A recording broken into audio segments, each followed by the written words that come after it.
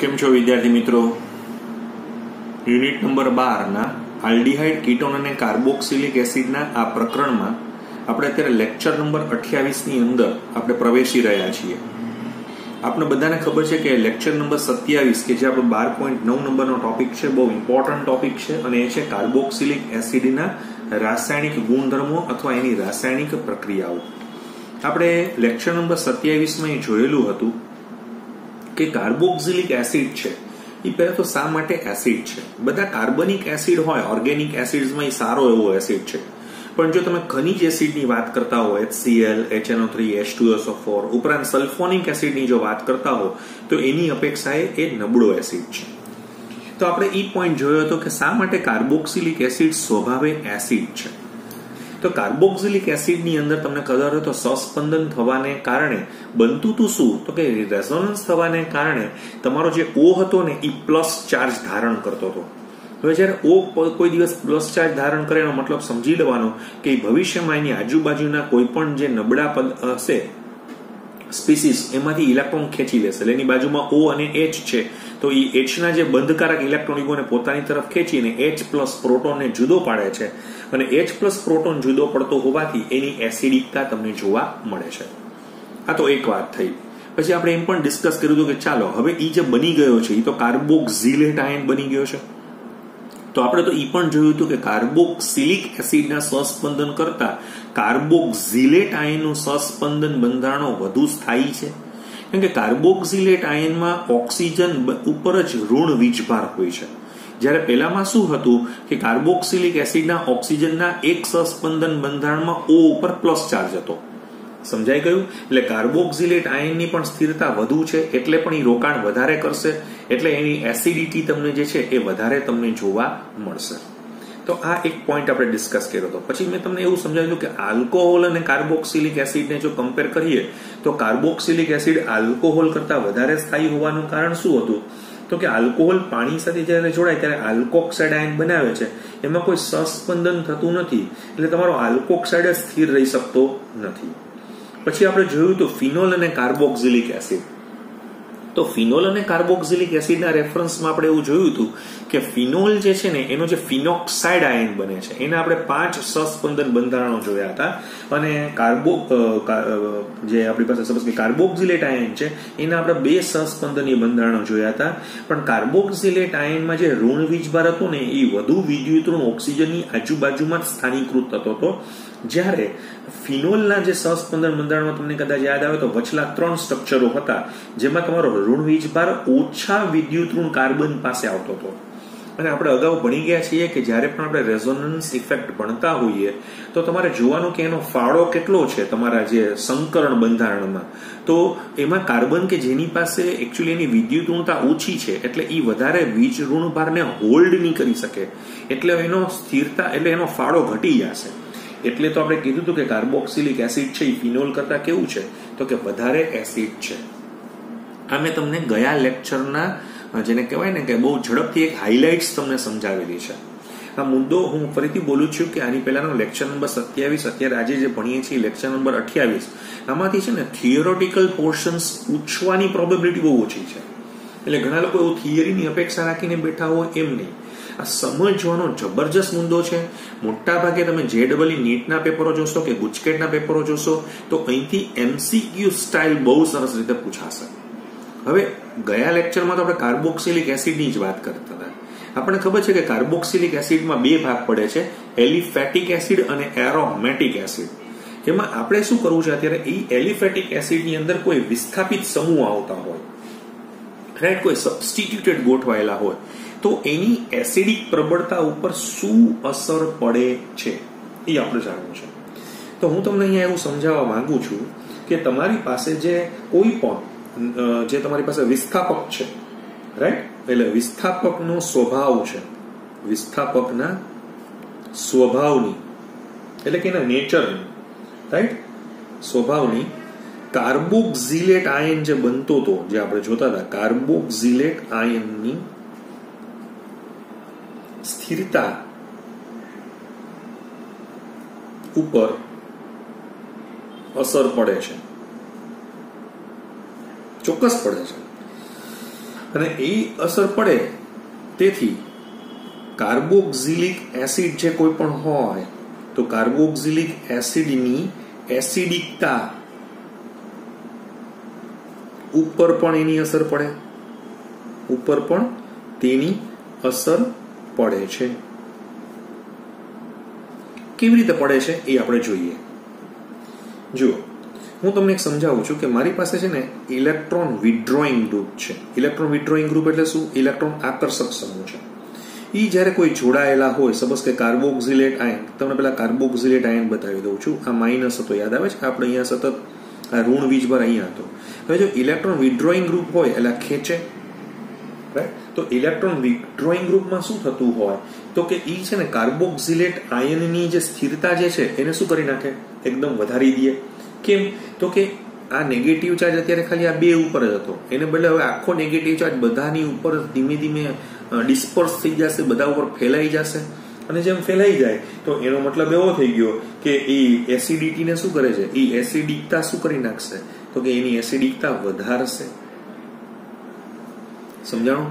ફરીથી એકવાર, electron વિથડ્રોઈંગ group હોય, ઇલેક્ટ્રોન આકર્ષક સમૂહ ખેંચે છે આનો ઋણ વીજભાર છે એ બધા ઉપર ધીમે ધીમે ફેલાઈ જશે, એટલે એની એસિડિકતા શું થઈ જશે? તો કે વધી જશે. એની સામે જો હું તમને ઇલેક્ટ્રોન ડોનેટિંગ ગ્રુપ તમને બતાવું, ઇલેક્ટ્રોન ડોનેટિંગ ગ્રુપ છે, રાઈટ, કે જે આ કાર્બોક્સિલેટ આયનમાં એના વિસ્થાપનમાં જોડાયેલા છે. અહીંયા તમે જોઈ શકશો આ જોડાયેલા છે. તો એ શું કરે છે? દાન કરે છે. તો ઇલેક્ટ્રોન ડોનેટિંગ ગ્રુપ શું કરે છે? તો આખા કાર્બોક્સિલેટ આયનને આમ તો મારી ભાષામાં શું ડિસ્ટેબિલાઇઝ કરી નાખે છે, રાઈટ? એનો નેગેટિવ ચાર્જ શું થઈ ગયો છે? અત્યાર સુધી નેગેટિવ ચાર્જ આ બે ઉપર જ મૂવ થતો હતો, હવે આ પાછો આપે છે એટલે અહીંયા વધારે પડતો નેગેટિવ ચાર્જ આવી જાય છે, એટલે એ એસિડિકતા શું કરી નાખશે? ઘટાડી નાખશે. તમારે ધ્યાન રાખવાનું, ઓર્ગેનિક કેમિસ્ટ્રીમાં હંમેશા એટલું ધ્યાન રાખવાનું કે ઇલેક્ટ્રોન આકર્ષક સમૂહ હંમેશા એસિડિકતા વધારે એટલે કે બેઝિકતા ઘટાડે, અને ઇલેક્ટ્રોન દાતા સમૂહ હંમેશા એસિડિકતા ઘટાડે એટલે કે બેઝિકતા વધારે. આ બધા માટે આ જ પોઈન્ટ લાગુ પડશે. સમજાય છે તમને બરાબર? હું તમને જસ્ટ એનો એક નાનો તમને ડેમો આપું છું કે સપોઝ ઇલેક્ટ્રોન વિથડ્રોઈંગ ગ્રુપની જ વાત કરું છું કે એમાં ફિનાઇલ છે, આયોડિન છે, બ્રોમિન છે, આ ક્લોરિન છે, આ ફ્લોરિન છે, આ સાયનાઇડ છે, આ નાઇટ્રો છે, આ CF3 છે. આ બધા શું થયું ખબર છે? ઇલેક્ટ્રોન આકર્ષક સમૂહ છે. એની ઇલેક્ટ્રોન આકર્ષક સમૂહનો મેં ક્રમ બતાવ્યો છે. આ બધા જોડાયેલા હોય તો હંમેશા એસિડિકતા વધારશે. એમાંય પાછો ક્રમ મેં તમારી આગળ રજૂ કરેલો છે, જેને આપણે હમણાં જોતા જવું છે. હવે આમ તો આપણો અત્યારે આ પહેલો મુદ્દો શું ચાલે છે તમે બરાબર પાછું વાંચો.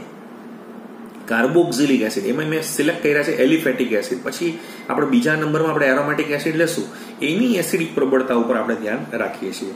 હવે એના પેટા મુદ્દા આપણે શરૂ કરીએ છીએ, રાઈટ? કે જેમ કે આલ્કાઇલ સમૂહ છે, આલ્કાઇલ જેવા ઇલેક્ટ્રોન દાતા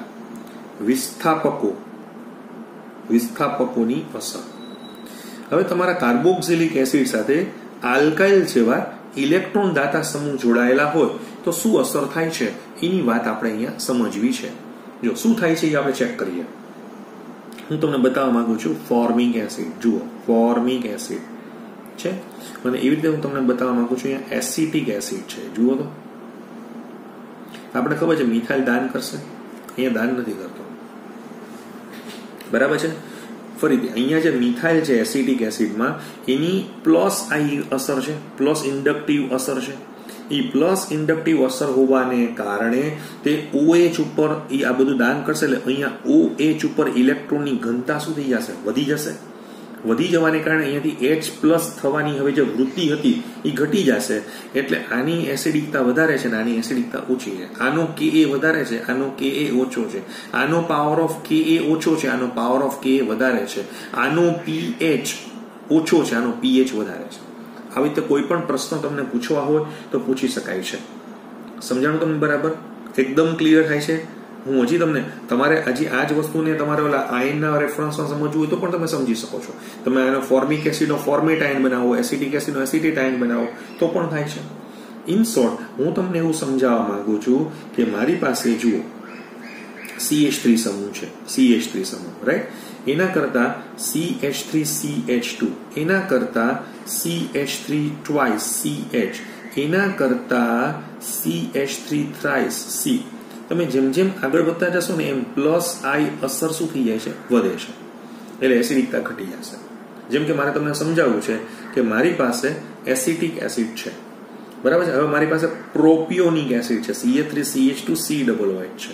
એવી રીતે મારી પાસે છે અહીંયા CH3 આ CH3COOH છે. એવી રીતે મારી પાસે છે CH3C CH3CH3COOH છે.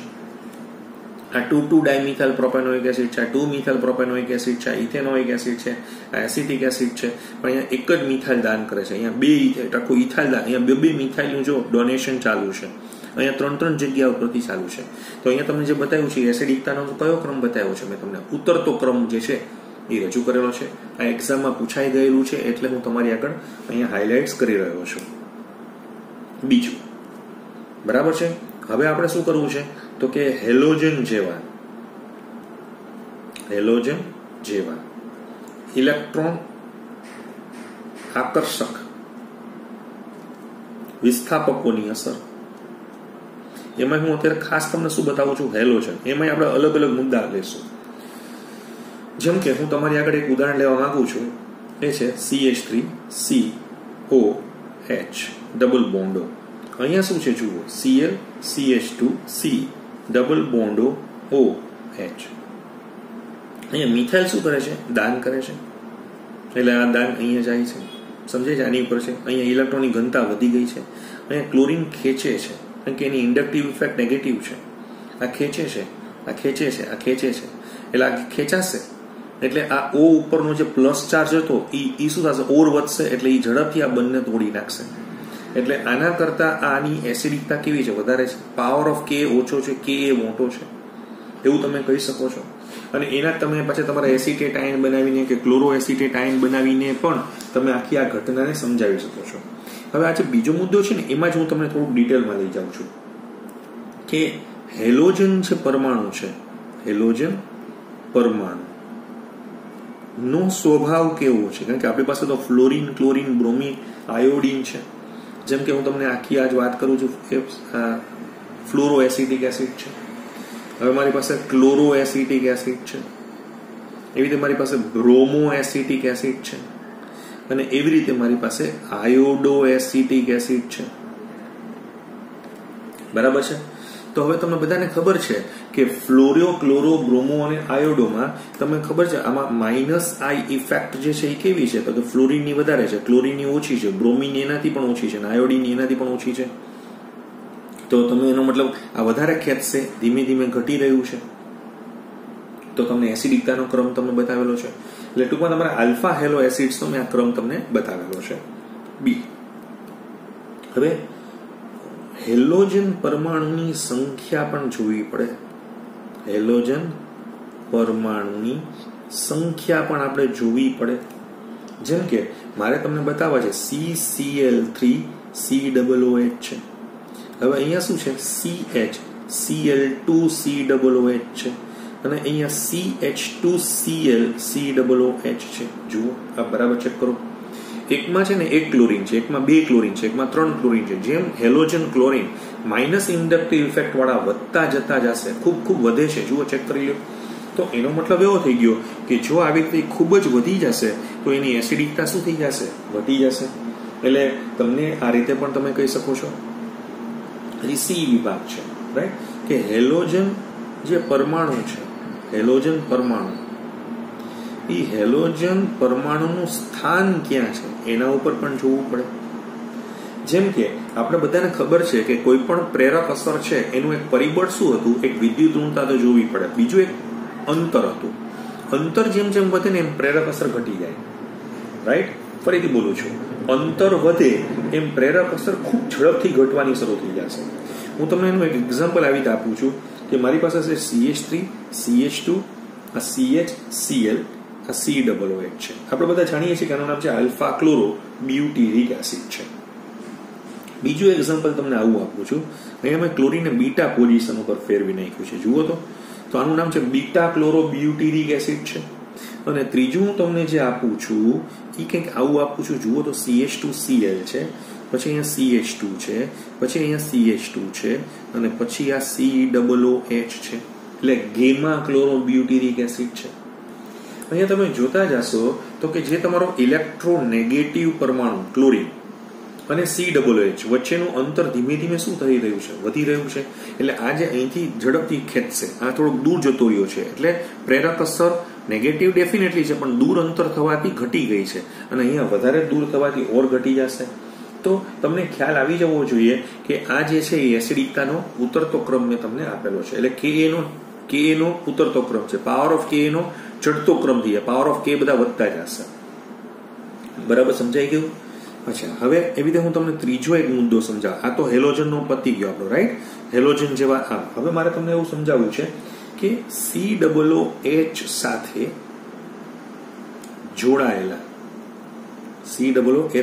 જોડાયેલા કાર્બનના સંકરણથી પણ આપણે સમજવું પડે. કાર્બનના સંકરણની પણ અસર પડતી હોય છે. કેવી રીતે પડે છે હું તમને બતાવું. જુઓ, હું તમને સીધું એક્ઝામ્પલ આપી દઈશ, તમને એકદમ ગળે ઉતરી જશે. અહીંયા તમે જુઓ, તમને બધાને કદાચ ખબર હોય તો આનું નામ હતું પ્રોપિયોલિક એસિડ. આનું નામ શું હતું? પ્રોપિયોલિક એસિડ. પછી હું તમને અહીંયા બતાવું છું બેન્ઝોઇક એસિડ. પછી હું તમને બતાવું છું અહીંયા એક્રિલિક એસિડ હતું. યાદ આવે તો આનું નામ શું હતું? આપણે રાખ્યું હતું એક્રિલિક એસિડ. અને છેલ્લું તમને બતાવું છું, અને એ છે એસિટિક એસિડ. જુઓ, બરાબર, એકદમ ધ્યાનથી જોઈ લો. બરાબર છે? આ નામ તમને આવડે છે, હું લખતો નથી. હવે અહીંયા શું થયું છે એ તમે બરાબર ચેક કરજો. અહીંયા છે ને તમારા COOH સાથે જે કાર્બન જોડાયેલો છે ને એ sp3 સંકરણથી છે. અહીંયા જે જોડાયેલો છે એ sp2 સંકરણથી છે. અહીંયા જે જોડાયેલો છે એ પણ sp2 છે, અને અહીંયા જે જોડાયેલો છે એ sp સંકરણ છે. આટલું તો પેલા ક્લિયર? તમને ખબર છે કે વિનાઇલ ગ્રુપ છે, જેમ કે અત્યારે આ વિનાઇલ ગ્રુપ છે, તેમાં sp2 સંકરણ છે, રાઈટ? આ તમારું એસિટિલિનિક ગ્રુપ છે, તેમાં sp સંકરણ છે. જેમ પર્સન્ટેજ ઓફ S કેરેક્ટર વધે, આમાં S નો ફાળો કેટલો? 50%. આમાં કેટલો? 33.33%. આમાં કેટલો? 25%. તો એમ એની આપણે શું કહેવાય, એની વિદ્યુત ઋણતા વધી જાય, ઇલેક્ટ્રોનેગેટિવિટી જોરદાર વધે. ઘણા કે સર આ તો બધા કાર્બન જ છે, આની તો 2.5, આની પણ એ 2.5 બરાબર છે, પણ એ નોર્મલ ફિગર છે. પણ જ્યારે એના સંકરણ બદલાઈ જતા હોય તો પાછી એની વિદ્યુત ઋણતામાં અસર આવે. તો આજે પ્રોપિયોલિક એસિડ તમે જુઓ છો ને, એ જબરજસ્ત એસિડિક ગ્રુપ બતાવે છે, કે એમાં S નો ફાળો બહુ વધારે છે. પછી હવે આ બેમાં આપણે હમણાં જોઈએ, અને આ તો સાવ ઓછું છે કે sp3 માં આનો ફાળો જ 25% છે. હવે પાછો પ્રશ્ન આવશે કે સર આ બંનેમાં આમાં sp2 છે ને આમાં sp2 છે, તો આવું કેમ થયું? બેન્ઝોઇક એસિડ છે એ શા માટે આના કરતા વધારે પાવરફુલ એસિડ તરીકે બિહેવ કરે છે? કારણ કે તમને કદાચ ખબર હોય તો આની અંદર જે ડબલ બોન્ડ હતો, રાઈટ, બેન્ઝીન રિંગમાં, બરાબર, તમે સમજો, એ છે ને આમ એ થોડોક આકર્ષક કહેવાય, તો આમ દાતા ઓછો કહેવાય, રાઈટ? શું કામ છે? એટલે કારણ કે એમાં શું થઈ ગયું છે કે જ્યારે એ દાન કરશે, કારણ કે સપોઝ કે આ બાજુ દાતા હોવાને કારણે દાન કરવાથી અહીંયા શું થશે? એરોમેટિક કેરેક્ટર બેન્ઝીનનું શું થઈ જશે? ડિસ્ટ્રોય થઈ જશે, એ નીકળી જશે. હું તમને સમજાવું કેવું મારો કહેવાનો મુદ્દો છે, એ તમે બરાબર સમજો હું શું સમજાવવા માંગુ છું. આમ તો ઘણા બધા પ્રશ્નો તમે પેલા જૂની એમ્સની એક્ઝામિનેશન્સમાં તો બહુ ફર્સ્ટ ક્લાસ રીતે એ લોકો એના રીઝન્સ તમને પૂછતા હતા. મેં હમણાં તમને બેન્ઝોઇક એસિડ બતાવ્યું. જુઓ, એ બેન્ઝોઇક એસિડ કંઈક આવું હતું, C double bond OH. Ready? હવે શું થયું? આ O જે છે એ વધારે વિદ્યુત ઋણ છે, એટલે ખેંચશે તો અહીંયાથી અહીંયા આવી જશે. આનાથી બન્યું એવું કે તમારી જે એરોમેટિક રિંગ હતી જે અહીંયા દેખાતી હતી, હવે એમાં શું થઈ ગયું? અહીંયા આ જુઓ તમે, બરાબર, અહીંયા ડબલ બોન્ડ છે, આ C છે, આ O માઇનસ છે, અને આ OH છે. પછી આવા સ્ટ્રક્ચર પડશે ને, આવા વગેરે, પછી પ્લસ ચાર્જ, સમજે, આ બધું ફરશે, એટલે વગેરે હું તમને બતાવવા માંગુ છું. આનાથી શું થયું કે તમારો અહીંયા જે છે ને એરોમેટિક નેચર જ ઉડી ગયો છે. હવે આ એરોમેટિક નથી રહ્યું. જુઓ, ક્લિયર થયું તમને? બરાબર છે. તો બેન્ઝોઇક એસિડનો જે COOH sp2 કાર્બન સાથે કનેક્ટેડ છે, ફિનાઇલ રિંગ સાથે કનેક્ટેડ હતો, એટલે તમને આખી આ ઘટના જોવા પડી છે. તો આ પણ એક મુદ્દો તમે કહી શકો છો. જો મારે તમને આવું સમજાવવું છે કે તમારી પાસે ફોર્મિક એસિડ હોય, તમારી પાસે બેન્ઝોઇક એસિડ હોય અને તમારી પાસે એસિટિક એસિડ છે, તો ફોર્મિક એસિડ એની એસિડિકતા વધારે છે, કારણ કે ફોર્મિક એસિડ પાસે આલ્કાઇલ ગ્રુપ છે જ નહીં. બરાબર છે. આ છે ને થોડોક દાતા જેવો છે, પણ નબળો દાતા છે, અને આ વધારે દાતા, પ્રબળ દાતા તરીકે વર્તે છે. તો તમે આ પ્રમાણે પણ કહી શકશો. ક્લિયર થાય છે તમને? બરાબર, ફાઇન. હવે હું તમને એક બહુ સરસ સિરીઝ અહીંયા તમને સરસ તમારી આપવા માંગુ છું. તમે આને પણ જોશો ને તો પણ તમારા MCQ સોલ્વ થઈ જશે. હવે જો હું છે ને આખા જેટલા પણ મારી પાસે ઇલેક્ટ્રોન વિથડ્રોઈંગ ગ્રુપ હતા કે ઇલેક્ટ્રોન ડોનેટિંગ ગ્રુપ છે, એ બધાને હું ભેગા કરી દઉં છું. તો મને ક્રમ પેલા ફ્લોરિન 3 હોય, પછી ક્લોરિન 3 હોય, પછી 2 ક્લોરિન હોય, પછી નાઇટ્રો ગ્રુપ આવે, નાઇટ્રો, પછી સાયનાઇડ ગ્રુપ આવે, સાયનાઇડ, પછી ફ્લોરિન પાછું આવે છે, એક જ ફ્લોરિન, પછી પાછું ક્લોરિન આવશે, એટલે ક્લોરો એસિટિક એસિડની વાત થાય છે. પછી બ્રોમો એસિટિક એસિડ છે, બ્રોમો એસિટિક એસિડ છે, પછી આયોડો એસિટિક એસિડ છે. હવે તમારું ફોર્મિક એસિડ આવી ગયું છે. એના પછી તમારું હવે જો ક્લોરિન છે ને થોડોક દૂર જતો રહ્યો છે, તમે બરાબર ચેક કરજો હું શું કહેવા માંગુ છું. પછી બેન્ઝોઇક એસિડ આવશે, C6H5COOH, પછી C6H5 એટલે ફિનાઇલ ઇથેનોઇક એસિડ છે, રાઈટ. પછી એસિટિક એસિડ આવશે અને છેલ્લે પ્રોપિયોનિક એસિડ આવે છે. જુઓ, મેં જેટલા એક્ઝામમાં પૂછેલા હતા ને બધાને મેં મારા ક્રમમાં ગોઠવી દીધા છે. તમે આ રીતે પણ જોશો. ઘણા બધા લોકોને થોડોક પાવર હોય છે, થોડુંક પણ સમજીને ગોખો તો વધારે તમારા માટે સારું રહેશે. અત્યારે મેં તમારી આગળ જે પહેલો મુદ્દો ડિસ્કસ કર્યો હતો ને બધો એલિફેટિક નો કરેલો હતો. હવે મારો જે બીજો મુદ્દો આવે છે ને એ એરોમેટિક નો છે, રાઈટ. બરાબર સમજજો હું શું બોલું છું. એરોમેટિક એસિડ, એરોમેટિક એસિડ, બરાબર છે. સંયોજનોની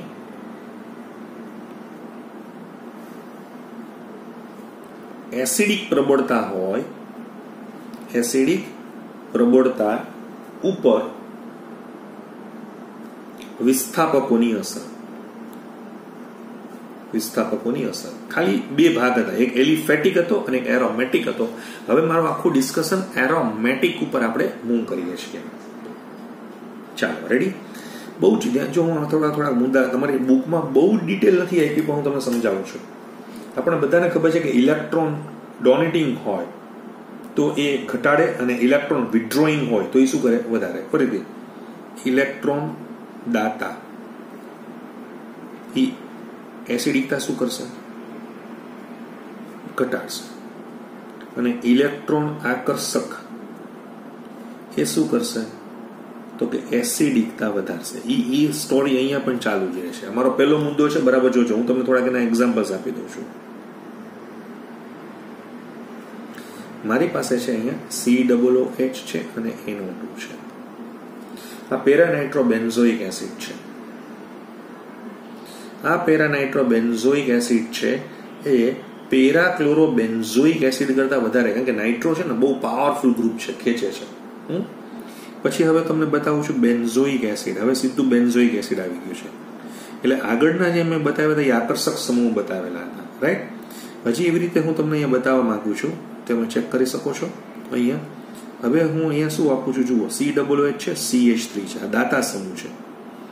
હવે અહીંયા તમે ચેક કરવા જેવું છે કે અહીંયા આ COOH છે, પણ અહીંયા OCH3 છે. આ એનિસિક એસિડ આપણે એનું નામ રાખ્યું હતું, પેરા એનિસિક એસિડ. તો ઘણા કે સર આ દાતા હાઇપર કોન્જ્યુગેશન થી આપે છે, આની પાસે તો ઇલેક્ટ્રોન પેર છે જ, સમજાય છે. એટલે આ વધારે સારા દાતા છે. આ દાતા છે પણ હાઇપર કોન્જ્યુગેશન થી આપી રહ્યા છે. અને અહીંયા તમે જોવા જશો તો હું તમને બતાવું છું COOH એટલે પેરા હાઇડ્રોક્સી બેન્ઝોઇક એસિડ. બરાબર, આ પૂછાયેલું છે એટલે હું તમને બતાવી રહ્યો છું. એકદમ બરાબર સમજી ગયા.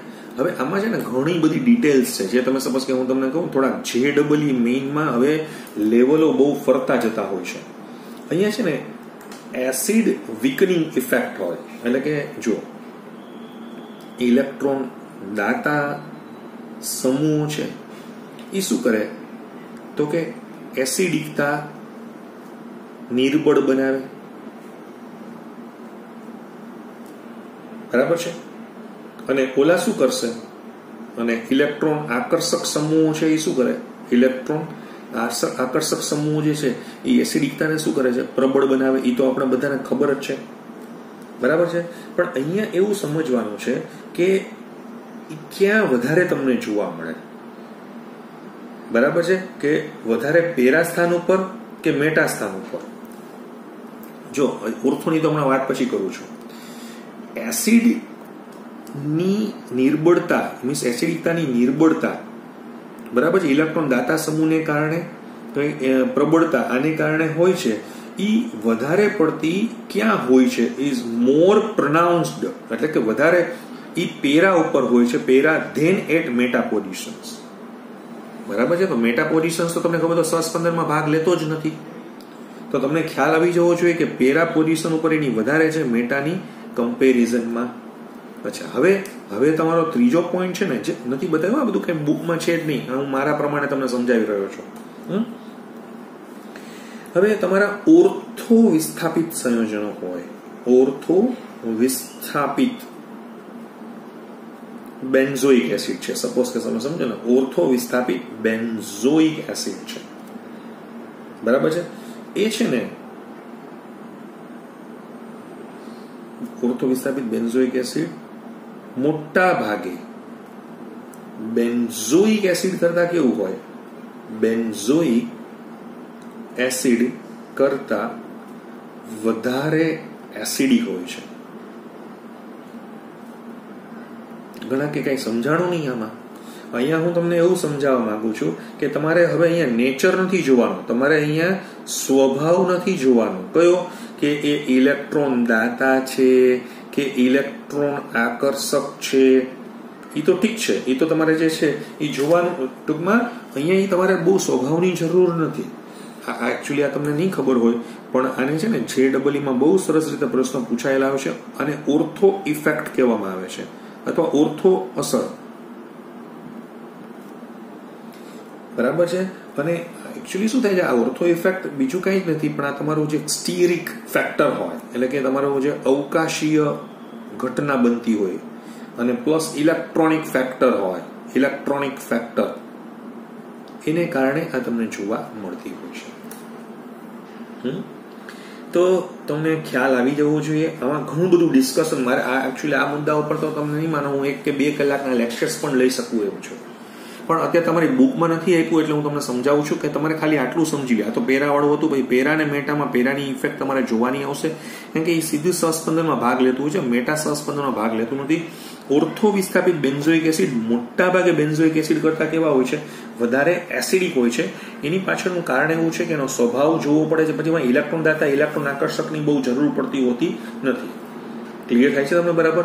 પછી આમાં તમને ઘણા બધા મારે પ્રશ્ન પૂછવા હોય કે ભાઈ ઓર્થોટોલ્યુઇક એસિડ છે, બેન્ઝોઇક એસિડ છે, મેટાટોલ્યુઇક એસિડ છે, પેરાટોલ્યુઇક એસિડ છે, તો કોની એસિડિકતા કેવી રીતે વધારે હોય. ઘણા બધા એસિડ્સમાં મારે આવું તમને સમજાવવું હોય તો અલગ અલગ પોઈન્ટ્સ ઉપર હું તમને સમજાવી શકું છું. તો આજે આપણે અહીંયા જે ઇફેક્ટ હતો એનો વિભાગ અહીંયા આપણે પૂર્ણ કરીએ છીએ, અને તમે છેલ્લા છે 2 લેક્ચર્સ તમે બરાબર સમજી લેજો. અહીંયાથી વધારે પડતી MCQs જ આવશે, અને જેટલી પણ MCQ અત્યાર સુધીમાં પૂછાઈ ગઈ છે એ બધી મેં આજના લેક્ચરમાં મેં ડ્રોપ કરી છે, તમને બતાવેલી છે, રાઈટ. પછી તમારા રેન્જની થોડોક બહાર પણ ગયેલો છું, પણ એ સમજાવવા માટે કે ઘણી નીટમાં નથી હોતું, પણ આની અંદર તમારી વસ્તુ આવતી હોય તો તમને ખ્યાલ આવી શકે. હવે આના પછીના લેક્ચરમાં હજી આપણે આ રાસાયણિક પ્રક્રિયાઓનો વિભાગ વધુ આપણે આગળ દોડાવશું. Thank you.